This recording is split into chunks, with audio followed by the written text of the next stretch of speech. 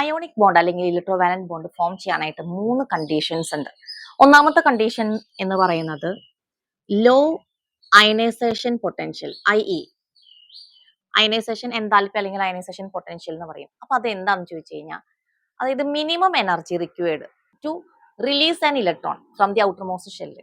ഒരു ആറ്റത്തിന്റെ ഔട്ടർമോസ്റ്റ് ഷെല്ലിൽ നിന്ന് ഒരു ഇലക്ട്രോണിനെ പുറത്താക്കാൻ ആവശ്യമുള്ള ഏറ്റവും മിനിമം എനർജിനെ വിളിക്കുന്ന പേരാണ് അയനൈസേഷൻ പൊട്ടൻഷ്യൽ അല്ലെങ്കിൽ അയനൈസേഷൻ എനർജി എന്ന് നമ്മൾ പറയും.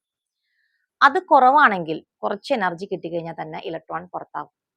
അപ്പോൾ അയോണിക് ബോണ്ട് ഫോം ചെയ്യാനുള്ള ഏറ്റവും ഫസ്റ്റത്തെ കണ്ടീഷൻ എന്ന് പറയുന്നത്, ആദ്യത്തെ കണ്ടീഷൻ എന്ന് പറയുന്നത് ലോ IE ആയിരിക്കണം. ഇനി രണ്ടാമത്തെ കണ്ടീഷൻ എന്ന് പറയുന്നത് ലാർജ് EA. എന്ന് പറഞ്ഞു കഴിഞ്ഞാൽ ഇലക്ട്രോൺ അഫിനിറ്റി.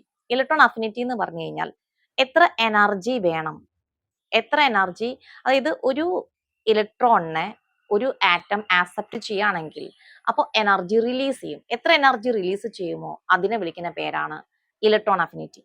അപ്പൊ ലാർജ് ഇലക്ട്രോൺ അഫിനിറ്റി ഉണ്ടെന്നുണ്ടെങ്കിൽ അത് അത്രയും ഈസി ആയിട്ട് ഇലക്ട്രോണിനെ ആക്സെപ്റ്റ് ചെയ്ത് എനർജി റിലീസ് ചെയ്യും.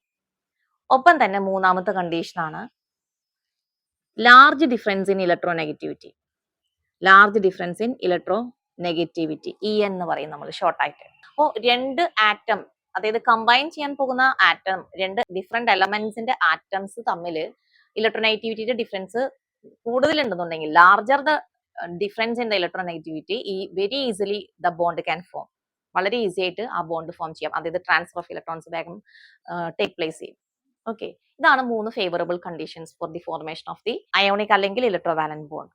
ഓക്കെ, ഇനി നമുക്ക് എങ്ങനെ ഒരു ബോണ്ട് ഫോം ചെയ്യാം, ഒരു അയോണിക് ബോണ്ടിന്റെ ഫോർമേഷൻ. അയോണിക് ബോണ്ടിന്റെ എക്സാമ്പിൾസ് പറഞ്ഞു കഴിഞ്ഞാൽ ഒത്തിരി എക്സാമ്പിൾസ് ഉണ്ട്. Sodium chloride ionic ബോണ്ടാണ്.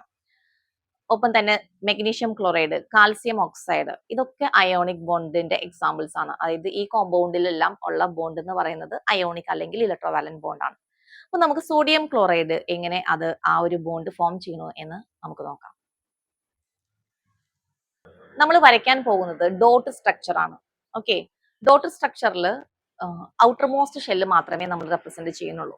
അപ്പൊ ആദ്യം സോഡിയം ആറ്റം ആണ് നമ്മൾ വരയ്ക്കുന്നത്. അതിന്റെ ഔട്ടർ മോസ്റ്റ് ഷെല്ല് നിങ്ങൾക്ക് അറിയാം, 2,8,1 ആണ്. ഔട്ടർ മോസ്റ്റ് ഷെല്ലിൽ ഒരു ഇലക്ട്രോൺ ആണുള്ളത്. അപ്പൊ ഇതാണ് ആ ഒരു ഇലക്ട്രോൺ. ഇത് ആരായിട്ട് കമ്പൈൻ ചെയ്യാൻ പോവുകയാണ്?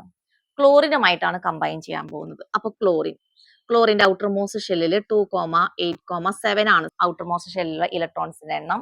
അപ്പൊ നമ്മളത് ഇത് രണ്ടും വേറെ എലമെന്റ്സിന്റെ ആറ്റങ്ങൾ ആയതുകൊണ്ട് അത് റെപ്രസെന്റ് ചെയ്യാൻ സെയിം സ്ട്രക്ചർ തന്നെ വരയ്ക്കുന്നില്ല. അത് സെയിം ഡോട്ട് തന്നെയല്ല, നമ്മൾ ഇവിടെ ഒരു ഓപ്പൺ സർക്കിൾ ആണ് വരയ്ക്കുന്നത്. 1 2 3 4 5 6 then 7. ഓക്കെ, ഇതാണ് ബിഫോർ കോമ്പിനേഷൻ, അതായത് ബിഫോർ കോമ്പിനേഷൻ. അപ്പൊ ഇനി ഇത് കമ്പൈൻ ചെയ്യാൻ പോവുകയാണ്. കമ്പൈൻ ചെയ്യുമ്പോൾ എന്താ ഉണ്ടാവുക? ഈ ഒരു ഇലക്ട്രോൺ സോഡിയം കൊടുക്കും, അത് ആര് വാങ്ങിക്കും? ഈ ക്ലോറിൻ അത് വാങ്ങിക്കും. അപ്പൊ ഈ ഇലക്ട്രോൺ ഇനി ഇങ്ങോട്ട് പോവാണ്, ട്രാൻസ്ഫർ ചെയ്യാൻ പോവാണ്. ട്രാൻസ്ഫർ ചെയ്ത് കഴിഞ്ഞു കഴിഞ്ഞാൽ സോഡിയം എന്തായി മാറി? സോഡിയം അയൺ കാറ്റയോൺ ആയി മാറി. ഇവിടെ ഇലക്ട്രോണിക് കോൺഫിഗറേഷൻ വരുമ്പോൾ 2,8 വരുള്ളൂ. ഓക്കെ, ഒപ്പം തന്നെ ക്ലോറിന്റെ കാര്യം പറയുകയാണെങ്കിൽ ക്ലോറിൻ എങ്ങനെ വരും? ഇതിൽ ഒരു ഇലക്ട്രോണിന്റെ എണ്ണം കൂടുതലായിട്ട് വരും.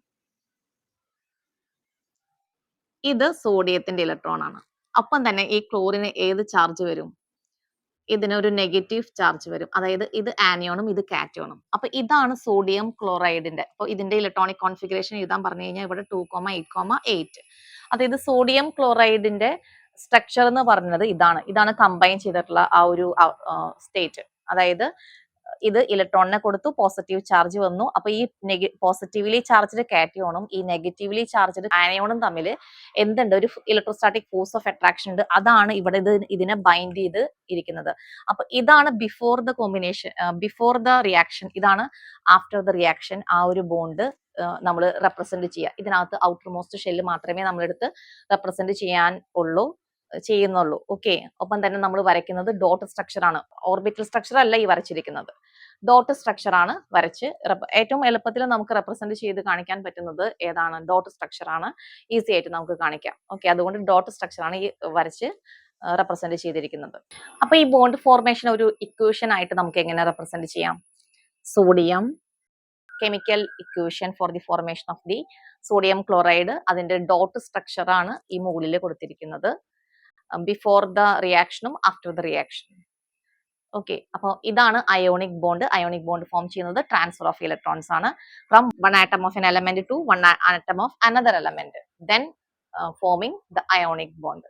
ഓക്കെ,